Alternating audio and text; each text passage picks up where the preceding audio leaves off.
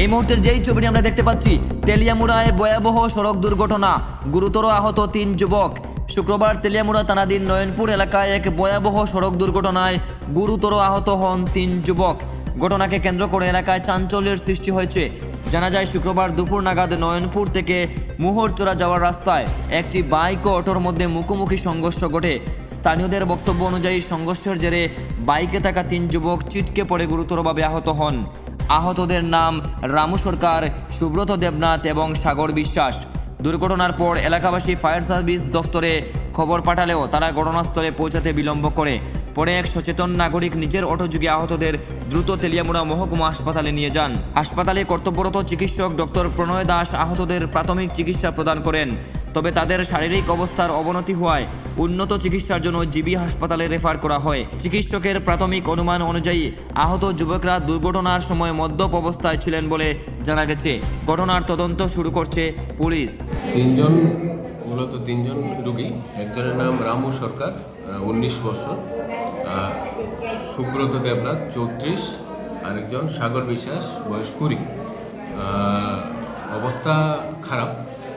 একজনের তো পায়ে ব্যথা পেয়েছে, আরেকজনের পা ফ্র্যাকচার হয়েছে। তো অবস্থাটা আশঙ্কাজনক। তা আমরা ওদেরকে ট্রিটমেন্ট দিয়ে, ফার্স্ট এড দিয়ে এজেন্সিতে ট্রমা সেন্টারে রেফার করেছি।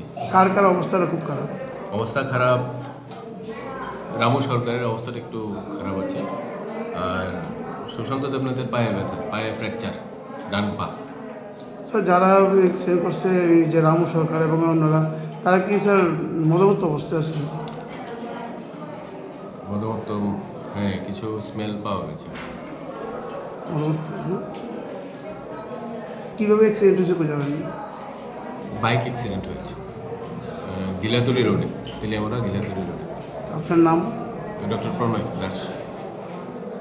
এটা নয়নপুর থেকে মোহরচরা যাবার রাস্তাতে মুখটা এই জায়গার মধ্যে। আমি বাড়িতে গাইজ আছি, আইসা যদি দেখেন অ্যাক্সিডেন্ট হয়ে গেছে। অ্যাক্সিডেন্ট হইবার পরে কোন সময় ফায়ার সার্ভিস যাইব, কোন সময়ের দরকার, তো তাড়াতাড়ি আমার গাড়িতে আমি কিছু তাড়াতাড়ি তুলে দেবো। আমি যতটুকু পারছি যথাসম্ভব তাড়াতাড়ি মানে পৌঁছাবার চেষ্টা করছি।